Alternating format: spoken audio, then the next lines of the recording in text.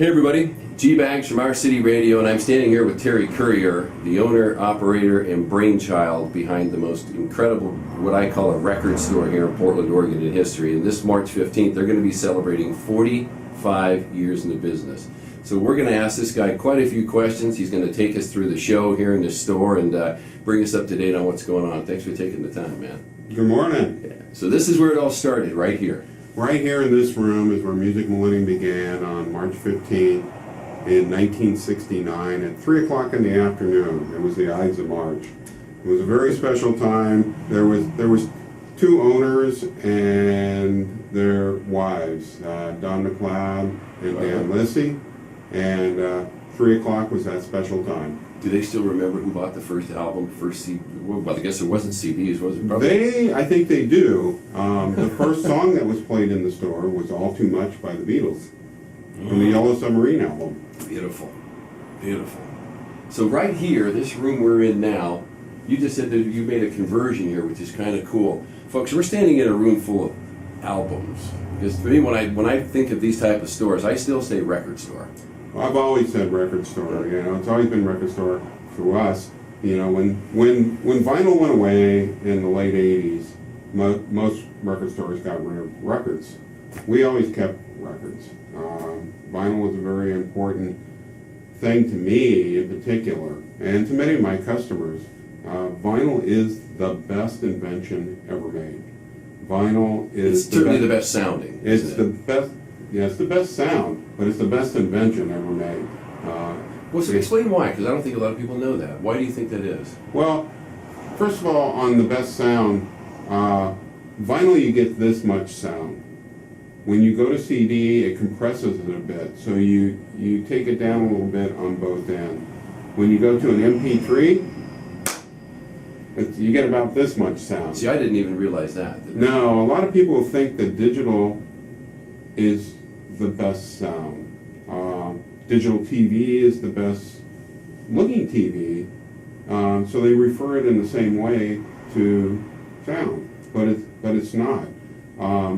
There are some larger files that are coming out that can expand those MP3s to a larger area of sound, but vinyl was always like 15-20 minutes aside. And it was that long because you needed that much room and space in between the grooves to give yourself that great quality sound. Right. Vinyl's a warmer sound. CDs take away a little bit of that warmth. MP3s take the warmth completely away.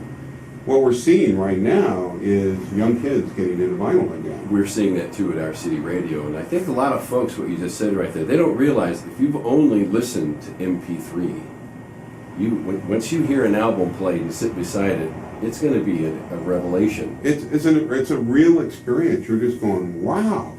I was missing all that time. Yeah, and you know, and they're missing the whole interaction. You know, record stores when Napster came along in the early 2000s, record stores started going away. In 2002, there were 7,500 record stores in America.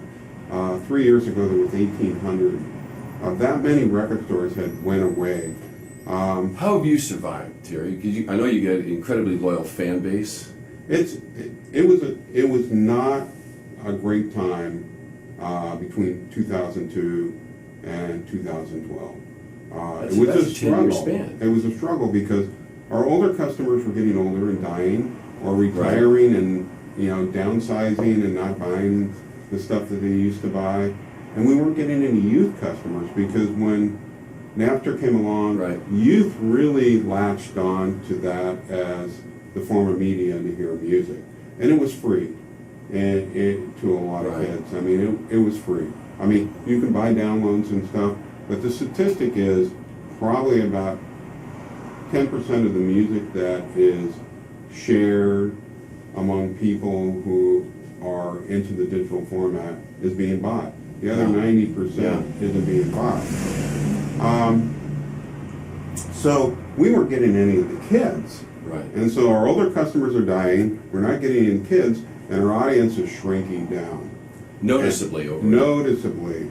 We had to downsize our staff multiple times during those years. We looked at other things to add to our inventory to try to make it interesting for our existing customers. We got into some additional lifestyle items. We carried retro candy.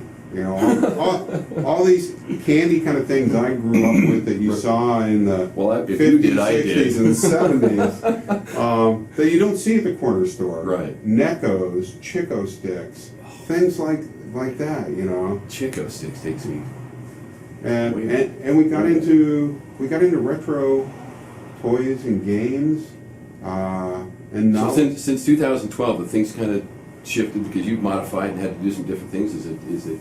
Well, 2012 was our low point here, and we made a lot of adjustments. At that time, this room and the back room right there was all classical CDs, and we transformed this room back into the vinyl room. 69 to 79, the original owner, Don McLeod, was there that whole time. He sold it, and the middle ownership was going to shut it down in 1984. I was unaware of that. Yeah, they were going to file bankruptcy. They were in a complete disarray. They weren't able to buy product from their suppliers and stuff. And Don McLeod had been up in Amboy, Washington with 100 acres, building this fairy tale cottage, putting in a fish pond and chestnut trees and stuff. Been totally out of the record business. I had worked somewhere else for 10 years with another company and a record store. And he decided to come back and assume $500,000 in debt, the building, Goodness. and what was left of the inventory in the stores. And that's when I went to work for him. 1972, I started working in a record store. I didn't grow up listening to the radio. A month earlier, I saw my first concert, which was Leon Russell and the Shelter People at the Coliseum. And 2 weeks later, I was applying for a job in a record store. Now, I didn't grow up listening to the radio, so I had no recorded music to speak of. I mean, there was like 3 or 4 contemporary rock kind of things in our house, and that was it. And so when I turned 16, I got a motorcycle. 6 months later, I go, motorcycle's not a good thing during the winter and rainy season, to go on dates, different things like that. And so I got a car. And all of a sudden, my life was transformed because the car had a radio. I was listening to K-band radio here in the Portland area. Bob Anchetta, who went on to K. Gloria Johnson, who went on to KGON. It was a daytimer station. It went on in the morning when the sun went up, and it went down at night when the sun went down. But I got inspired into the recorded music thing. I was going to grow up and be a music educator or playing a symphony, but I spent all my time practicing, so I didn't listen to radio. So when I started in a record store, my eyes were open. This was a museum for you, wasn't it? Yeah. In fact, 3 weeks after I was working in this other record store, this girl I started going out with, she says, I got a surprise for you tonight. And I was thinking something else, but she took me to Music Millennium. And so I got into Music Millennium, and it was like, wow, they got all this too. Because Don McLeod had went to Europe and set up all these import accounts. He was one of the first record stores in the United States to go and really set up import accounts to bring product into the country. So he had all this other stuff too. And so I used to come to Music Millennium like 3 nights a week. We'd close at 9 o'clock. I'd come over here by 9:15. They'd be up until 10. And I'd read album covers back to back that we didn't have in our own store. So you have been with Music Millennium how many years then? Since you want to tell everybody this? You okay with telling everybody? 1984, so we're talking 30 years. 30 years. And so Millennium is going to turn 45. So you're going to have a heck of a celebration, aren't you? We're going to have a great celebration. You know, we celebrate all the time. We have live music in the store all the time. In fact, on our 20th anniversary, we were trying to figure out what to do. And I told Don, I go, you know, why don't we have 20 straight days of live music in the store? He goes, well, where are you going to do it? And we'd had a few bands play in the store, a few artists play guitar in the aisles. We didn't have a stage area or anything. And I go, well, why don't we go up there and put a stage? You know, we had kind of a mezzanine area. Right. And we turned it into a stage, and we looked into renting a sound system for 20 days. When we looked at the cost of what it was going to be to rent that sound system for 20 days, we said, why don't we just buy the sound system? And then it'll be here. Then it's yours. Yeah, and if this ever comes up again, then we can get a band to play in the store. We'll do it. Well, over the years, we've done over 4,000 in-store live appearances since 1989 to present. When we had our second... I love these statistics are just history making, because I grew up here in Portland myself, and I've been coming here for many years. I frequented the one you had down in Northwest. Yeah, the Northwest store, it went into that area in 1977. And over the years, it moved to 4 different locations there. But when we made the last location in 1995, we designed it with live music in mind. I saw many bands there. Yeah. We set it up to where there was furniture in front of the stage, so 30 people could sit there, and it was like watching somebody in your living room. And a lot of the in-stores were going to have 30 people, but it was also set up to where you could get 500 or 600 people into the store to see a live appearance there, which happened a number of times with bands like Little Fee, Joe Strummer, Everclear. You've had so many bands in here, I doubt you could remember. I pinch myself. But you got sometimes. some trivia on the way down here. We met Terry upstairs in the office, and on the way coming down the hall, it's a museum of photos. But you said that there had been a couple artists here performed in Music Millennium that had never done a show before. So why don't you tell us who those guys were? Well, on our 20th anniversary, Randy Newman was coming through town, and Randy was a big seller in our store. We had a lot of clientele that just really liked Randy and his music. And we tried for 6 months to make this in-store happen. And Randy had never done one before, and he was really reluctant to do it. And this woman, Sue Brett, who worked for Reprise Records out of Seattle, I knew really well, she stayed on it. And Randy liked her, she was a great promotion person. And finally, she convinced him to do it. So he came here, and... That's interesting. A worldwide star had never done a little in-store play like that. So you kind of wonder, what if he had butterflies just doing that? When he got here, he goes, well, what do I do down there? And I go, well, you're going to play the piano. He goes, I know that, but what do I do after that? And I go, well, you're going to talk to people. Well, what do I say to them? Well, you're Randy Newman, It's just going to all come natural. It's going to, Randy's one of the greatest guys in the world. But he was very nervous about the signing portion of it. He actually sang Happy Birthday to Music Millennium from the piano up in the upstairs at the top. History making. But then at the table, by the time the second person in line was there, he was relaxed and everything. Sure. Oh, well, he just hadn't done one of these before. Sure. So those of you who have watched the other videos on our official YouTube station, you can see where we interview artists, we interview folks that sell musical instruments, and now we're interviewing probably, for me personally, it is the record store of Portland. It's been here the longest, it's the most well-renowned and respected, and we're with Terry Courier here.